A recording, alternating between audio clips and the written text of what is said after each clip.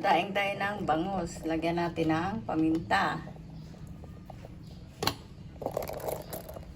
Lalagyan natin ng bawang. Isang ano lang na bawang yun. Sandaling babad lang yung ating daing. Oo. Tapos lagyan natin ng asin. Habang hindi pa siya nalagyan ng suka, lagyan nyo muna ng asin para pag nababad nyo, may lasa na. Tapos lagyan natin ng magic sarap. Hindi na tayo magpanlasa ng iba.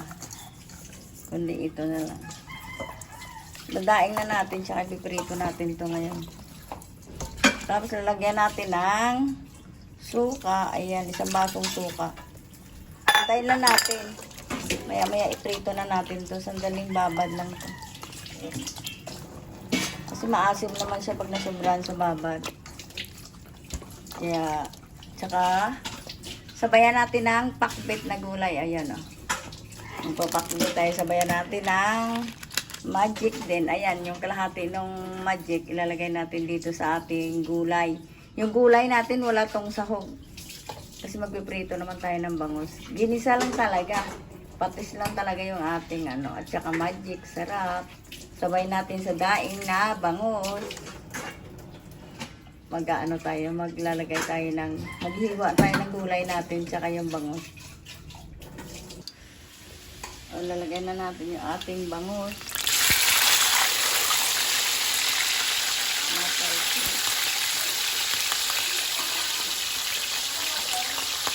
Meron ako dito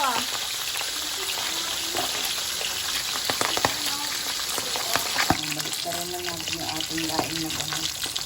May baliktad kaya ito.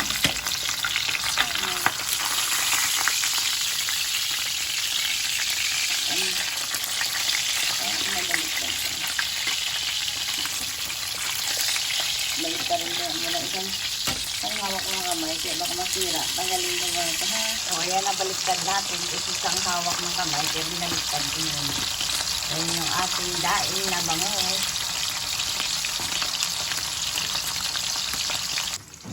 Magkita tayo ng pagpakbet na. Lagyan natin ng bawang.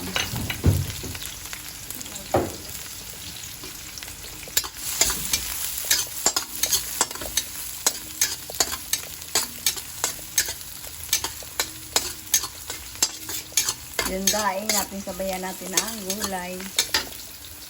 Nilagyan natin ng sibuyas.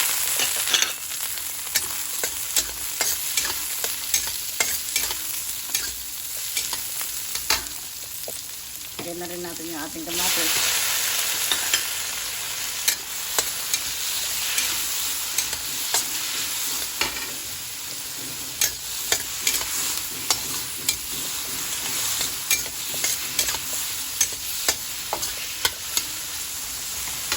Hindi na kalalas. Malulusak yung ating gulay at lalagyan na natin yung ating kamatis. Dito pa lang sa gulay, malulusak na yung ating kamatis. Pag ako nagisa ng pakbet may kamatis. Tapos lagyan natin ng patis. Ayan. Hindi na tayo nagbagoong.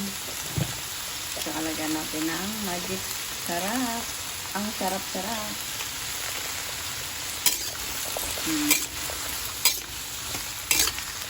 Sabayan natin ng daing. Ayan, daing talaga yung ating ang ating ginawa. Puro sabayan natin ng gulay. Hintayin lang natin. Malusak. Salagay natin yung ating talong at saka okra. Lalagay na natin yung ating talong at saka okra.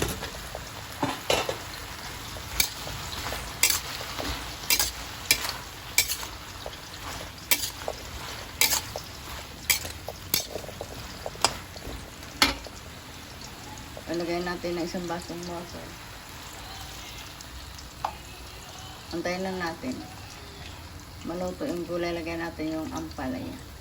Yung ating daing na bangus, okay na. At saka yung gulay natin, okay na rin. Lagyan natin ng ampalaya.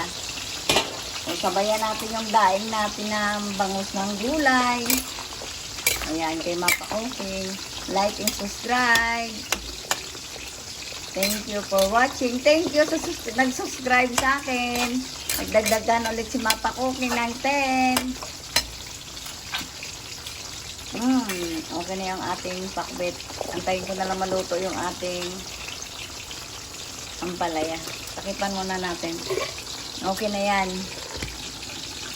Okay na rin yung ating daing. Pero nagdagdag pa ako ng isang daing kasi kulang sa atin. Kaya 2 daing ang niluto ko. Mayroon pa nakababad. Mamaya ako na iprito. Balikan natin yung ating pakbet. Okay na yung ating bangus. Ayan, isang bangus na iprito. Okay na yung ating pakbet. Sabay sa daing na bangus.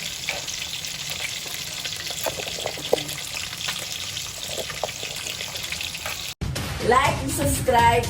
Thank you for